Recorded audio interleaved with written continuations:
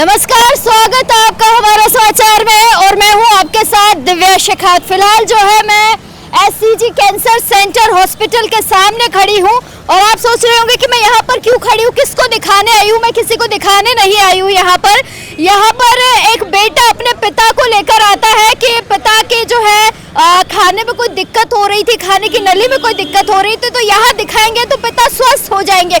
लेकिन यहाँ डॉक्टर्स की लापरवाही के चलते जो है उस बेटे ने अपने पिता को खो दिया। और नज़ारा कल रात को आपने हमारा समाचार पर देखा होगा कि मैंने एक ब्रेकिंग चलाई थी जिसमें दशरथ ने जो है थाने में मामला दर्ज करवाया था कि उसके पिता की जो है लापरवाही के चलते मौत हो जाती है। यहाँ पर ये एससीजी हॉस्पिटल है, परिजन जो है यहाँ पर धरने पर बैठे हैं। परिवार अपने पिता को यहाँ दिखाने के लिए लाए थे। उन्हें क्या पता था कि पिता को यहाँ से लाश के रूप में ले जाना पड़ेगा। बड़े बड़े हॉस्पिटल हैं, यहाँ पर लाखों पैसा आप फूकते हो, यहाँ पर करोड़ों रुपए आप देकर ये सोचते हो कि इन हॉस्पिटलों में सही हो जाओगे आप। दवाइयाँ बड़ी महंगी महंगी ये लोग देते हैं, ट्रीटमेंट के नाम पर जनता को चूस लेते हैं पूरा, और बदले में क्या देते हैं, ये डेड बॉडी आपके हाथ में थमा देते हैं। तस्वीरें इतनी विचलित है कि मैं आपको दिखा भी नहीं सकती हूँ कि एक व्यक्ति जो खा भी नहीं पा रहा, उसका गला इतनी बुरी तरीके से कट गया और डॉक्टर जो है वो इतने मशगूल है कि उनके पास समय ही नहीं है कि वो ये देख ले कि इस आदमी की जिंदगी और मौत का सवाल है। वो जो है ये नर्सिंग स्टाफ होते हैं, जो ऐसे कर्मचारी होते हैं जिन्हें कोई ज्ञान नहीं है, उनके हाथों में मरीजों को सौंप देते हैं। ये हकीकत है। कल परसों भी मैंने आपको एक हॉस्पिटल, नेविक हॉस्पिटल का मामला दिखाया था जहां पर भी एक औरत को जो है लापरवाही के चलते उसे अपनी जान से हाथ धोना पड़ा।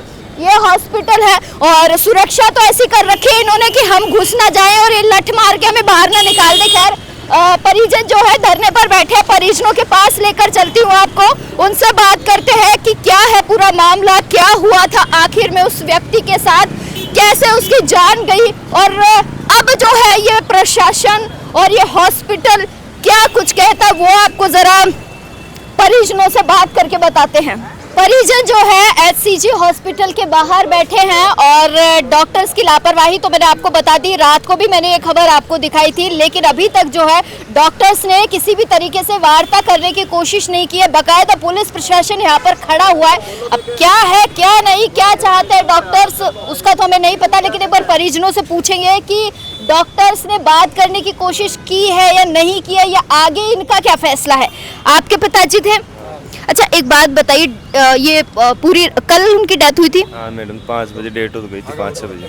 डॉक्टर्स ने आप लोगों से बात करने की कोशिश की? नहीं की, शाम को तो नहीं की मैडम, अभी तक भी नहीं की यहाँ पे। अभी भी एक भी डॉक्टर ने बात नहीं? नहीं, कोई मैनेजमेंट ही नहीं यहाँ पे। आप अपने पापा को कब लाए थे, क्या था पूरा मामला, एक बार बता दो। 27 तारीख को यहाँ पे कोई 2 महीने पहले सर्जरी कराई थी, थायराइड कैंसर था यहाँ पे। इसी हॉस्पिटल में करवाई थी? हाँ, इसी हॉस्पिटल में सब था। 15 दिन पहले नलकी भी डला के ले गए थे घर पे, और 26 तारीख को नलकी यहाँ से निकल गई थी, वापस यहाँ पे 27 तारीख को लेके आ गई थी 6 बजे। वो नलकी लगाते समय हमारे पिताजी को यहाँ से कोई कैंची वेची बाड़ी थी यहाँ पे अंदर, हमारी मेडिसिन लेने के लिए भेज दिया उन्होंने। पीछे से वो कैंची बाढ़ के यहाँ से ब्लड निकल गया, पूरा बेड पे ब्लड ही ब्लड हो गया था मैडम। वीडियो मैंने देखे थे। हाँ, वीडियो में मैंने वीडियो भी बनाया था मैडम। आप खुद बना रहे थे वीडियो? हमारा भाई था पास में खड़ा था, वो बना रहा था। और उस टाइम डॉक्टर कोई नहीं था? डॉक्टर कोई नहीं था, फिर आए थे डॉक्टर तो सर्जरी करने के लिए हमारे को। जब ये चीरा फाड़ी हो रही थी, आपके पिताजी के ब्लड निकल रहा था, उस टाइम कौन खड़ा था उनके पास? उनको देखने के लिए कौन था? मैं खड़ा था मैडम। डॉक्टर कोई नहीं था उस समय? डॉक्टर एक वो नर्सिंग स्टाफ ही था, वही था अंदर। एक भी डॉक्टर नहीं था? कोई भी क्वालिफाइड डॉक्टर नहीं था? कोई नहीं था मैडम, सारे नर्सिंग स्टाफ था? नर्सिंग स्टाफ ही था मैडम। आपने क्या किया जब आपके पिताजी की हालत बिगड़ रही थी? हमने बार कूट की तो वहाँ गार्ड वालों ने बाहर भेज दिया हमारे को, फिर आईसीयू में ले गए ऊपर, फिर प्रेसाइज किया भाई आपकी सर्जरी की जाएगी वापस।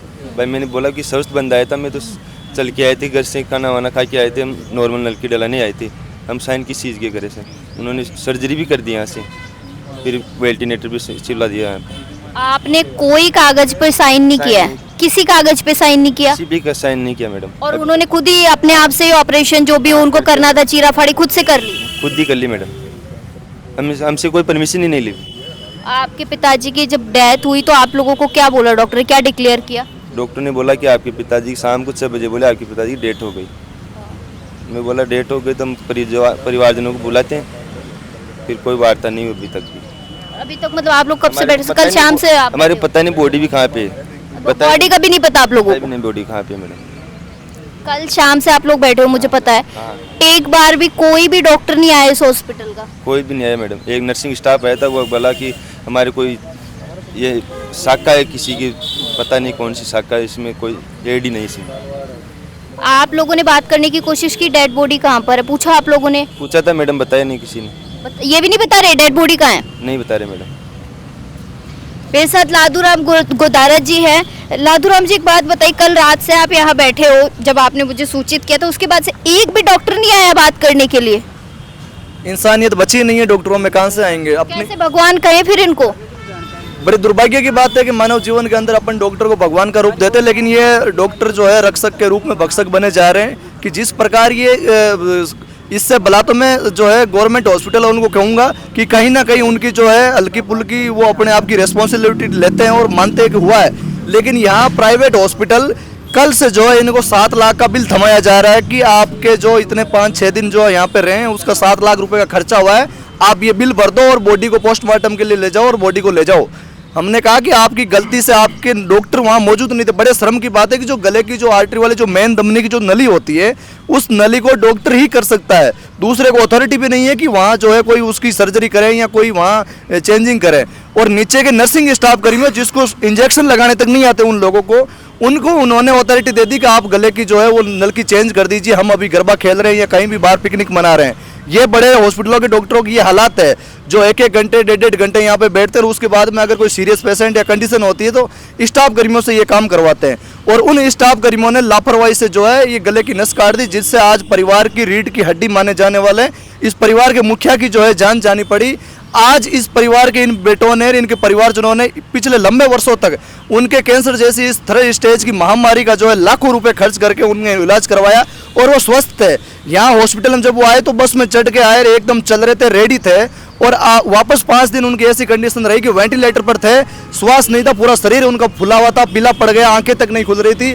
और उन 5 दिनों में इन परिजनों को इतना परेशान किया गया कि आप डिस्चार्ज ले लीजिए और दूसरे बड़े हॉस्पिटल में चले जाइए, हमारे यहाँ जो है बड़ी सीरियस कंडीशन हो गई है, आप बिल भर दीजिए। जब इन्होंने कल हमें सूचित किया कि पेशेंट की जो है डेथ हो गई है, तब हम लोग यहाँ कल रात से यहाँ पे बैठे हैं। हमने इनको कहा कि भाई जो परिवार को जो भी इनकी मांगे हैं आप गलती स्वीकार करिए, हमसे वार्ता करिए। अभी तक बड़ी शर्म की बात है, कोई वार्ता के लिए तैयार नहीं हो रहा। प्रशासन को, पुलिस प्रशासन को किसने बुलाया?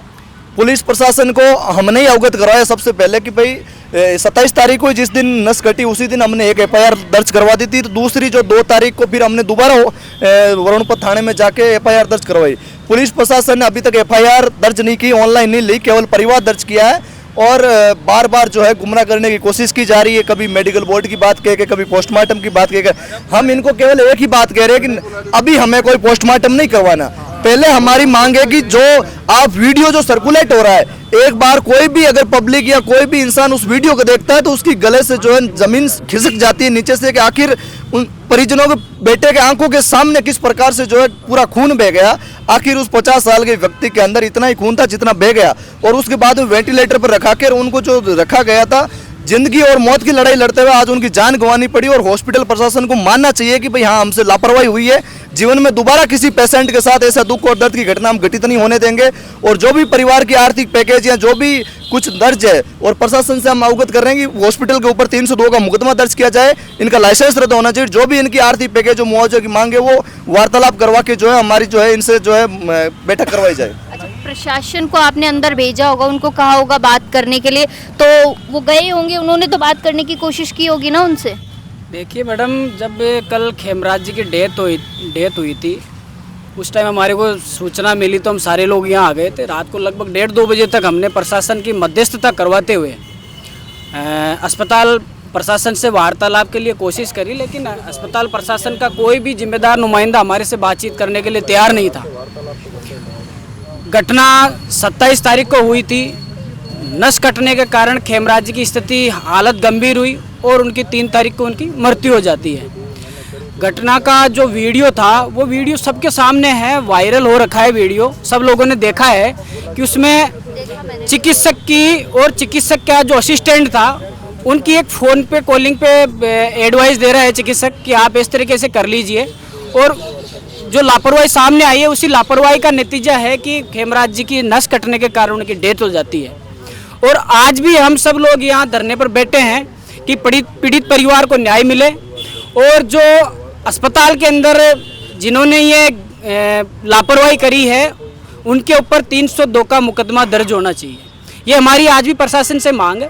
लेकिन ये 27 तारीख से इस कहानी को बदलने का और दिशाहीन करने का एक अदरजूल करने का कार्य प्रशासन, अस्पताल प्रशासन और पुलिस प्रशासन द्वारा किया जा रहा है।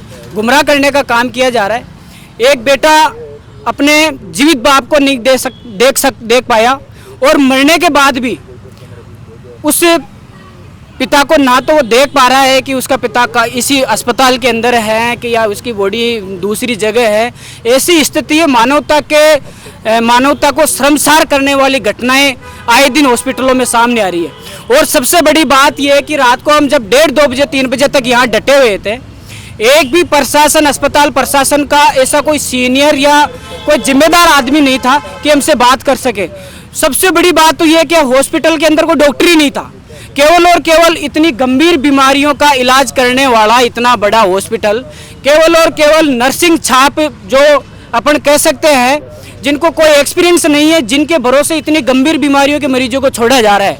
आप कल्पना कर लीजिए यहाँ से कि अस्पताल कितना, प्रशासन जो है इस गंभीर बीमारियों को लेकर के कितना सीरियस है, लोगों के प्रति, इस मानवता के प्रति कितना सीरियस है। आप इससे अंदाज़ा लगा सकते हैं कि अब आप ही बताइए, जिनका ऑपरेशन 2 महीने पहले हो चुका था, केवल और केवल पाइप निकलवाने के लिए आदमी को वापस ला रहे हैं, और उनके द्वारा नस काट दी जाती, जबकि नस का कोई औचित्य नहीं था, कोई दूर दूर तक कोई मतलब ही नहीं था। आपको तो केवल पाइप चेंज करनी थी।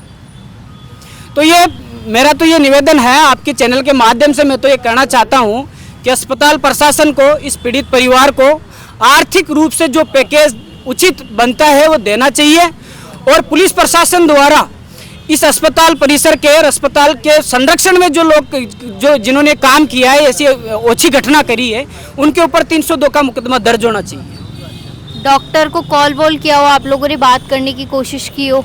अभी मैडम कह तो रहे हैं कि कल 7 बजे से हम लोग रात को 3 बजे तक लगातार, हमारे साथ वरुणपत थाना के इंचार्ज और उनका स्टाफ भी था, उनके माध्यम से हमने बात करने की कोशिश करी कि आखिरकार इस हॉस्पिटल इतना बड़ी संस्था है, इसका कोई जिम्मेदार आदमी तो होगा, कोई मैनेजमेंट तो होगा, कुछ भी नहीं है। लेकिन और आज अभी 1 बजने वाले हैं, अभी तक हमारे सामने अस्पताल प्रशासन से कोई भी कमेटी या कोई भी नुमाइंदा जिम्मेदारी नहीं ले रहा है, ना हमसे बात करना उचित समझ रहा है।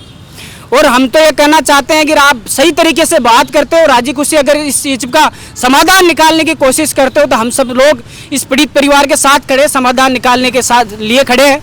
अगर नहीं निकालना चाहते हो तो स्थिति दिनों दिन बिगड़ेगी, और उस स्थिति बिगड़ने की जिम्मेदारी सिर्फ और सिर्फ इस अस्पताल प्रशासन की होगी और यहाँ के प्रशासन की होगी।